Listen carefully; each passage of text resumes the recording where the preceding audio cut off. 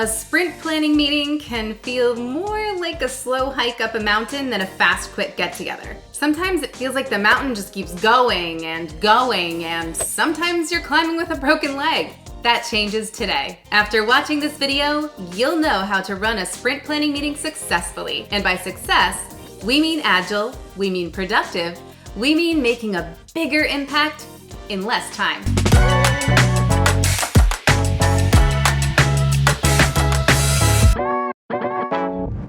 As one of the Scrum ceremonies, sprint planning meetings are designed to make sure the team is all aligned on the next sprint goals. It's when questions like, what can be delivered in the next sprint? Or, how will we accomplish that work? Are answered. If you've ever been in a poorly run sprint planning meeting, and let's be honest, we all have, getting the answers to those types of questions from your team can feel like you're drilling them in an interrogation room where there are no good cops, just bad cops. So that's why you can think of a template as your pro bono lawyer coming to save the day. A sprint planning meeting agenda template is the easiest way to hit the ground running. There'll be a lot of movement verbiage today. Luckily for you, we've got a great one on our site, plus 70 plus other expert curated templates, so just use the link in the description to sign up for a DPM membership to get access. It's just a small run, hop, skip, and jump. We told you there'd be a lot of movement verbiage to get your hands on our amazing templates, which will immediately help your sprint plan get off to a good start. So, let's talk about what you'll need to prepare for your sprint planning meeting. Prepping your backlog will be vital to creating an agile sprint planning. The product owner, the person who represents the client and the business in general, must ensure that all items in the backlog that could be considered for the sprint, features, bugs, optimizations, stakeholder feedback, etc., meet the team's definition of ready. This means that items are organized, dependencies identified or removed, test cases are written, acceptance criteria is listed, and all descriptions are set. Without this prep work, the sprint planning meeting is less efficient and more time-consuming for everyone. Once this is done, it becomes easier to measure user stories. The longer your team has worked together, the more likely they are to know what they can pull off in a given time. Measuring their commitment will be important too, so double-check the team's calendar. The last thing you want when you're committed to your sprint planning is to find out that your lead dev is going on a mountain retreat in Nepal to find himself. Even if he can work remotely, what's the signal like in a Buddhist temple? What about Wi-Fi? Wi-Fi. Also, double-check their capacity. Will team members be dragged off to other projects?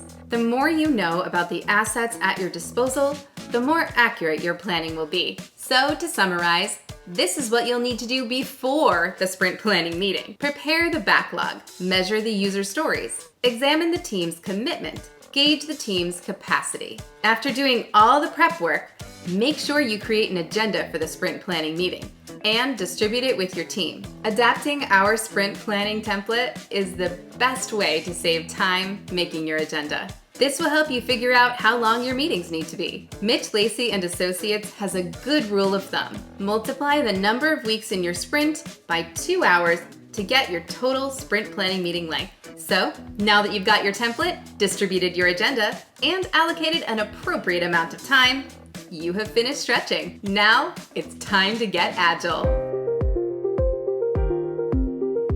Now, let's talk about how to run the actual sprint planning meeting. The first thing you want to do during the sprint planning meeting is to remind the team of the big picture. Setting the stage is critical because it focuses on all the goals, aspirations, and visions of the project. It's the equivalent of deciding a meeting time and place with your family on a trip to a theme park so that grandma doesn't spend the whole day on the bumper cars. Of course, there's a good chance that someone has updates to share, perhaps from the stakeholders or since the last meeting. So reviewing any new information that might help to set the context will be helpful.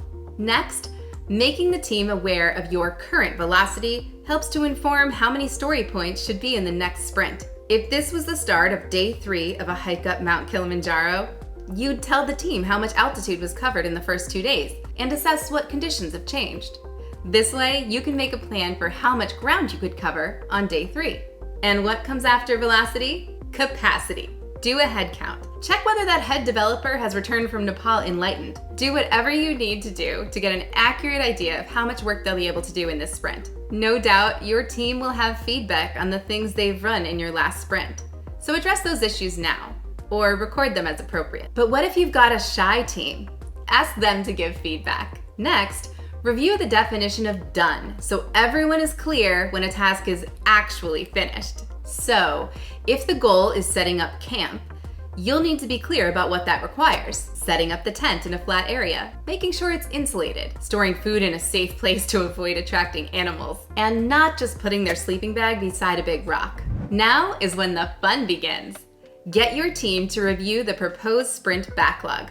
True collaboration and negotiation come in when the team starts reviewing all proposed backlog items. Here, they will define who owns what and provide an estimate for the amount of time each task will require. This will be when your team first truly gets involved, so encourage them, but also keep an eye on the clock. Like a substitute teacher on a field trip, you still have to get them on the bus according to schedule. This might be the moment that your team will need to discuss the backlog and ask questions. Here, the product owner should serve as a resource to the team by clarifying requirements and identifying the top priorities. Similarly, the Scrum Master should be taking notes of any other related impacts that arise from the sprint plan getting put together, as this could have a knock-on effect with later sprints.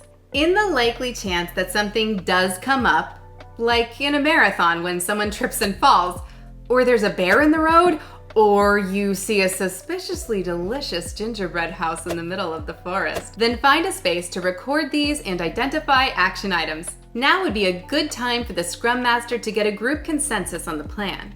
It'd be worth reviewing this against your current velocity and capacity, and even the overall product vision, so be sure to ask everyone if they're comfortable with it.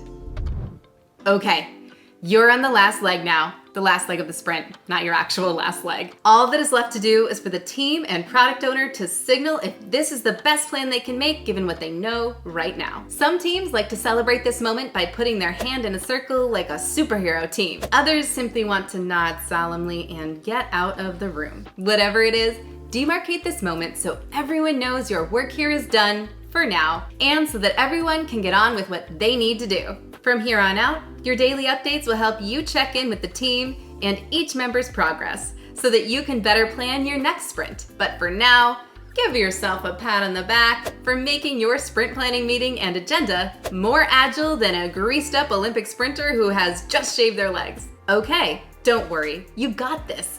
But if you do feel like you need to level up your skills in managing digital agile projects, then check out our Mastering Digital Project Management online course. You'll find the link in the description. To wrap up, here are the steps to run the actual sprint planning meeting effectively. Remind the team of the big picture. Discuss any new information that may impact the plan. Make sure the team is aware of current velocity. Confirm team capacity. Confirm any currently known issues and concerns, and record them as appropriate. Review the definition of done. Present the backlog. Sign up and estimate work. Ask questions and clarify acceptance criteria. Confirm assumptions and dependencies. Confirm and record new issues. Get team and product owner approval. If you want to get more of a breakdown, then click the link in our description to be taken to our website article. It's full of helpful links, including our handy dandy templates.